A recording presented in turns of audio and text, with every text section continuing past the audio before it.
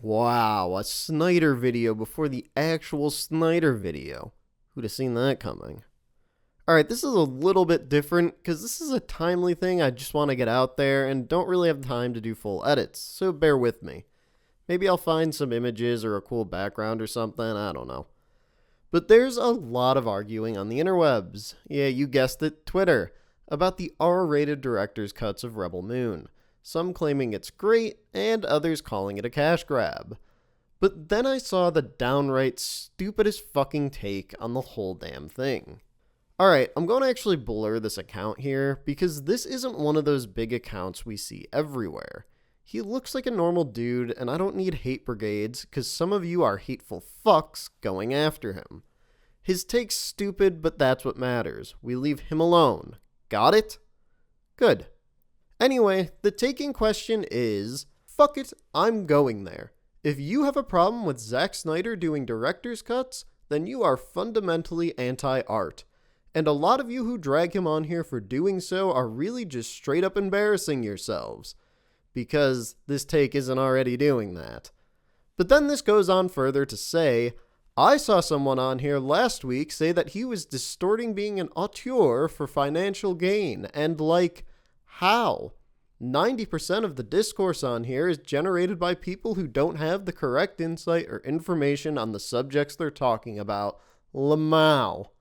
Which is ironic of all things, considering this sort of proves that this tweeter is unaware of the processes of working for a major studio.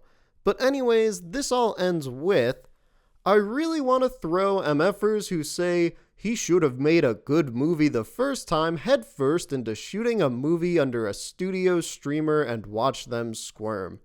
Bitch, he did make a good movie the first time. It's not like he's going back and shooting more after the fact.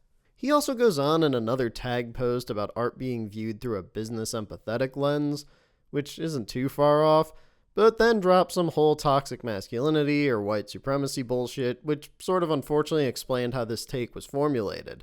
So let's just break it down, shall we?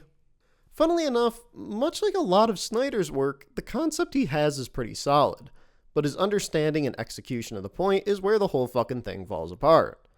So starting at the top, if you have a problem with Zack Snyder doing director's cuts, then you are fundamentally anti-art. Yeah, here's the thing though. The existence of these director's cuts are coming from the very definition of anti-art and pro-consumerism. Netflix and Zack have come to some sort of arrangement to make two different versions of this story. One which is being built as a clear inferior to the other, based on how Zack speaks on it. But why would they do that then? Zack Snyder's Justice League. Look, you can hate his DCU all you want, but there's no denying that the Snyder Cut of Justice League was a massive success. The numbers HBO Max saw that month alone was something I doubt they'll ever see again, at least for a long, long time. Even Zack's biggest haters were purchasing subscriptions to watch this thing. And now we got Netflix, sitting here saying, wow, we want those numbers. So what do? They get Zack on board for Rebel Moon. And suddenly we're hearing, oh, see, Rebel Moon is coming out twice. We have the original version and our R-rated Snyder Cut. So give us money. The director's cut of Rebel Moon is being made entirely from the standpoint of money and corporate greed. Netflix couldn't give a shit about the vision. They see Zack as a golden egg. He's two candies for the price of one. Which fully leads into this next point. I saw someone on here last week say that he was distorting being an auteur for financial gain. Alright, so I am going to be a little fair here. Much like the Snyderverse cultists, as they call them, Zack's greatest haters are fucking nuts. Believe me, I've dealt with both you groups of assholes enough to know that you both suck. Now, to Zack himself, I don't think Zack is trying to leverage this auteur stick for financial gain. Making a movie is creating a product, and products are meant to be sold. Oh, I got it! Zack's only making movies to make money! Yeah, that's his fucking job! Now, do I think Zack Snyder may have a bit of a big head? Sure, he said some things in the past that even got me rolling my eyes, but so does every other fucking creative on the planet. You ever gone to film school? Everyone there has this idea in their head that they're going to be the next Scorsese. It's a field meant for egotistical assholes like myself. So yeah, Zack's probably got a bit of an ego, so does every fucker in Hollywood. 90% of the discourse on here is generated by people who don't have the correct insight or information on the subjects they're talking about. And neither do you, apparently. Again, I said I don't want to attack the guy and just the take, but this is the take of a hobbyist. Someone that loves the subject and does a lot with it, but doesn't actually get what working in the field actually entails. He follows this up by saying, I really want to throw MFers who say he should have made a good movie the first time headfirst into shooting a movie under a studio streamer and watch them squirm. Look, regardless of whether you think the original take of Rebel Moon is good or not, that doesn't matter to this point. Movies are a collaborative effort and require the director and everyone else involved to adjust and adapt with moments' notice.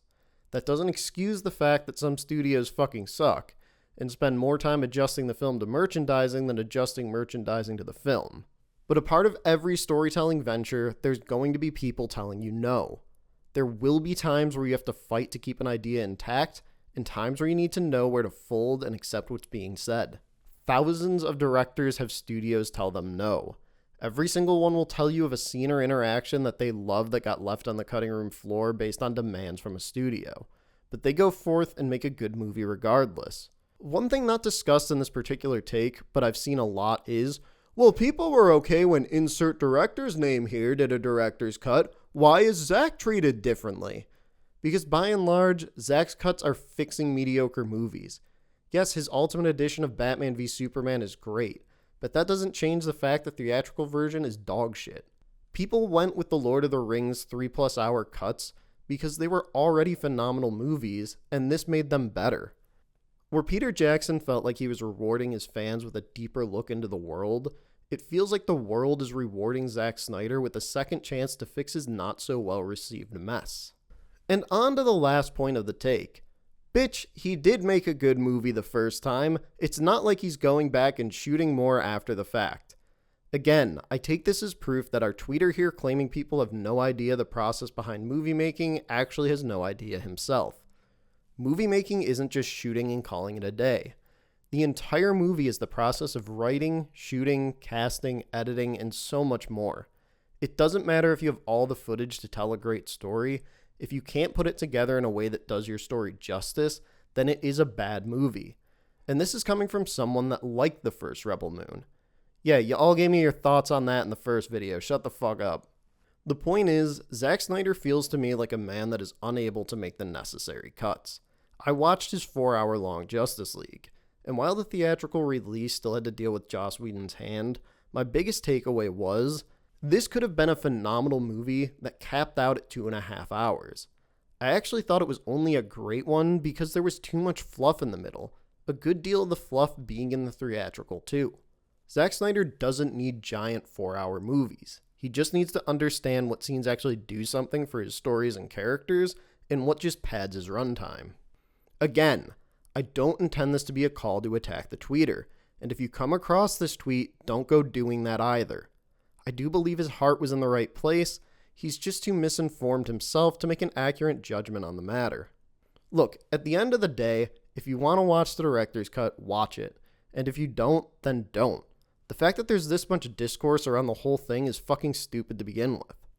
It's clear this cut is really meant for Zack's fans, in the same way that the Lord of the Rings cuts were for them.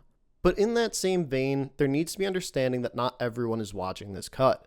And just because his director's cut may be a great film that fixes the problems of the originals, it doesn't excuse the original's mistakes, or negate very real criticisms of the work Zack's done.